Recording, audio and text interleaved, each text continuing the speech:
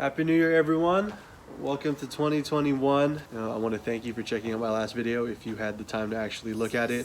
So coming out of the 2020 season, I have a new perspective on what I want to do with this program. I was going to revamp and do more events, prep the car, try to keep things simple because I was really happy with how things were going with this car. Life kind of put a few opportunities in my lap that I wasn't prepared for. So I guess we'll start with that. We reached out to an editor at SuperStreet, kind of gave them the rundown of the story, asked about how we would go and get a feature in the magazine, again expecting not to hear anything back. I'm sure they get all sorts of cold calls like, hey, come check me out, I do cool shit. And I was really shocked and to even get a response out of them. They liked what they saw on the car. I sent them some media from James, took pictures of the car, like magazine quality. The dude is super talented. And I think that kind of set the hook with them, but they wanted to see more. I sent them pictures of what they were asking for.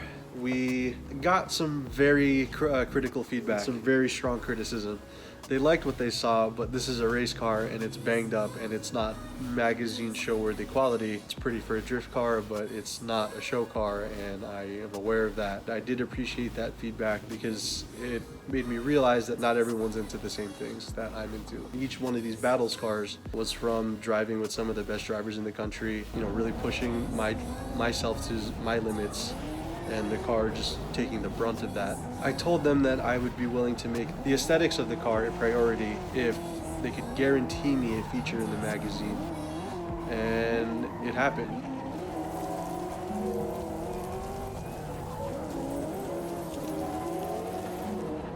I called up DreamTank, the guy that makes all the really awesome hand soap. I met him at Colorado at DriftWeek3. I have my own soap bar with him. Super awesome guy. He has his whole family involved with DreamTank soap line. So I gave him a call and I was like, Jake, this is what happened. What should I do? I don't know what to do with this. And he said, hey, figure out what it's going to cost. Put together a list of what you're going to do with this budget, and we'll make it happen. So I was not expecting to get that result. I kind of called him for advice, and now he's willing to help me. And that's incredible. That's unprecedented for a guy like myself. So then I started planning out my season, what events I'm going to go to, where I'm going to be. Sent that out to some other partners trying to either renew contracts or seek new ones. I had 8 to 10 events lined up. We were going to do all of the gambler rounds as long as there's no points of conflict with other events. 1 to 2 US drift competitions to get my Pro 2 license, win some money hopefully. And then DriftWeek3, either DriftWeek3 Midwest or DriftWeek3 Colorado. Again, sent that out, and that was my tentative schedule. That's what I was going to stick to, kicking off the season with that shoot from SuperStreet. So whatever partners that would come on board for the season, the car would be in its best form, represented on such a widely viewed platform with them. So that was all well and good. I had that out rolling for a few weeks, and then came Drift Week. Aaron Losey from Lone Star Drift posted the driver application, driver search thing for you to fill out, email to him. Before I even filled out the application, I was already talking myself down, kind of self-rejecting my abilities a bit. I was talking with one of my friends, Corey. He did the last Drift Week, and I asked him if it was worth it. And with him, I was like, you know what? I'm just going to focus on my competition, focus on running here at home. And yeah, I kind of shut that down in my head altogether. And then I told my fiance about it, and she was like, just send in the application. You have nothing to lose if they don't get back to you. You're not just disregarding the opportunity entirely. Fill out the application, and I send it, and I get a phone call like a half hour later, and it's Aaron. Chatted with me about the car, asked me about what it is and how long I've been driving, just chatted a bit. And Corey, who did the last Drift Week, actually vouched for me to come drive.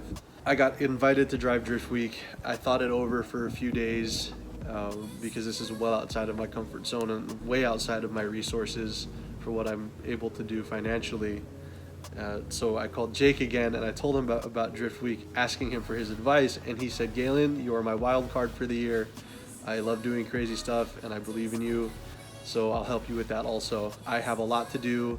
I need to prep it. I need to go through everything that I wanted to address mechanically so I could actually go and compete.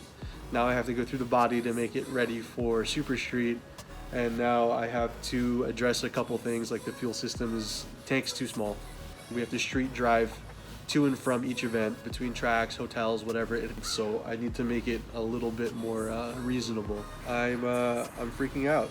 I gotta wire in a power inverter, I gotta add in a new battery, and I still have to bring the car up to whatever new regulations for the 2021 season in terms of tech requirements and all that nonsense. So stay tuned. I hope we can get it done in time. It's January, I don't know, January 2nd or 3rd or whatever now. I want to have this car done at the end of February and tested mid-March, do the thing for SuperStreet, and from there we go straight to Drift Week. I'm an idiot. This is a terrible idea. Everyone that pushed me to do it, I love you and I thank you. And you guys are terrible influences, but I love you nonetheless, and thank you for supporting me. Get your fingers try push my sleeve, and I lose my breath instantly.